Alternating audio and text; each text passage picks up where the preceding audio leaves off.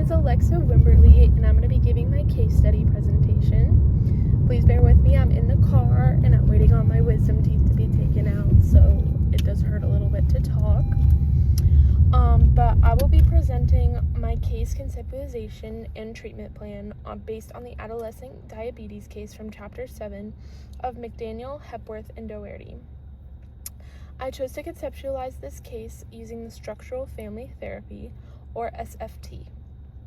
In this presentation, I will summarize the case, explain why SFT is the most appropriate model, and review the short-term and long-term treatment goals, along with the interventions I would personally use. So, for my case overview, the case involves a teenager diagnosed with type 1 diabetes who is struggling with consistent illness management. This includes irregular blood sugar monitoring and inconsistent insulin use. These medical issues create significant stress for the parents, who respond very differently. One parent becomes highly anxious, intrusive, and over-involved, and the other parent pulls away, hoping the adolescent will finally take responsibility. The result is significant conflict, mixed messages, and a family structure where the illness begins to dominate the system. The adolescent becomes stuck between two opposite parenting styles, which destabilizes the entire family hierarchy. So on my PowerPoint, I have adolescents struggling with type 1 diabetes, struggling with medical adherence, parents responding in opposite ways, high conflict and boundary issues, and illness dominating the family structure. So now I'm moving on to why I chose SFT. The main reasons are structural, not individual, is the short reason for that. The actual reason is that while they are not individual, the lack of adolescents' diabetic management is being shaped by the family hierarchy, unclear boundaries, and a lack of parental alignment. SFT focuses exactly on those issues. Families dealing with chronic illness often experience shifting roles, over-involvement, or withdrawal. Structural family therapy helps reorganize these dynamics by strengthening the parental subsystem, clarifying boundaries, and creating predictable routines, all of which directly supports the chronic illness management. So on my PowerPoint, I have the focuses on the hierarchies and boundaries, aligns with chronic illness dynamics, addresses both enmeshment and disengagement, and corrects the structural patterns of that maintain symptoms. So now moving on to my structural assessment. Sorry for the bumps. So for that, from a structural standpoint, the family displays both enmeshment and disengagement. The over-involved parent is fused with the adolescent to a point that the diabetes management becomes a battleground. The other parent is disengaged, which intensifies the polarization. The adolescent becomes triangulated into the conflict instead of receiving united guidance. The illness becomes over-centralized, replacing normal development boundaries with stress-driven responses. So I have number 1 is parent-child enmeshment. Number 2 is disengaged parent. Number 3 is teen triangulated into the conflict. Number 4 is the boundary instability. Number 5 is the illness-centered family organization. Now moving on to how we maintain patterns. The symptoms persist because the family relies on first-order solutions, which are reminders, threats, arguments, lectures, and occasional monitoring. These situations target behavior, not structure. Without restructuring the parental subsystem, these attempts can't create lasting change. The deeper issue is the inconsistent hierarchy and mixed messages, which maintain the teen's avoidance and the medical non-adherence. So the parental polarization, the teen avoidance, their first order of solutions, which is reminders, threats, and arguments, and no systemic restructuring. So now I'm going to move into my treatment plan overview. The way that I want to do this is doing it goal-oriented for them. The treatment plan includes 3 short-term goals focused on stabilizing the family structure and 2 long-term goals aimed at creating sustainable change. All interventions are rooted deeply in the principles of structural therapy, including joining, boundary making, enactments, and restructuring interactions.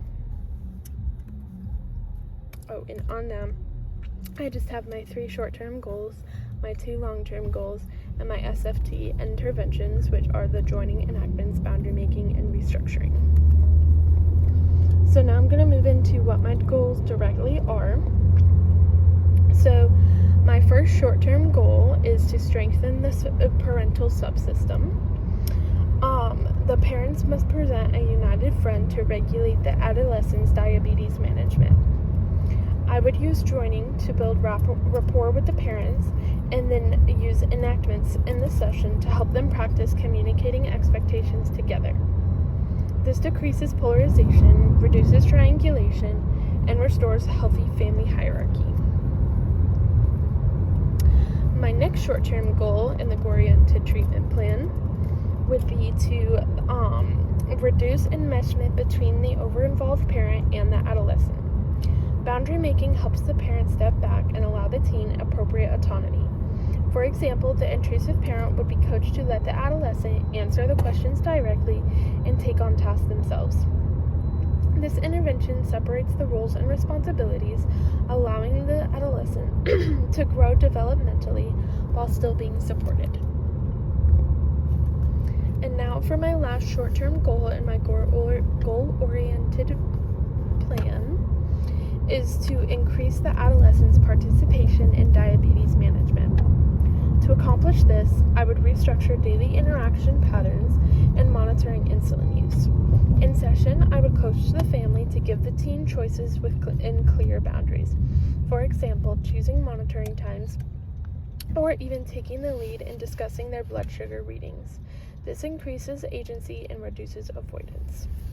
So my goal is to increase adolescents' participation in the diabetes care, and restructure interactions and coach enactments. And now I'm moving into my long-term goal-oriented plan. My first long-term goal is to establish a stable structure that supports both parental leadership and adolescent autonomy. Over time, the parents will maintain consistent expectations and communicate collaboratively, and will respond as a unified subsystem. This second-order change ensures that the family can handle diabetes care without relapsing into conflict. So I have my goal is to establish a stable family structure that supports autonomy, and my intervention is continued structural realignment. Now into my long-term goal 2. The long-term goal number 2 is developing a balanced illness narrative.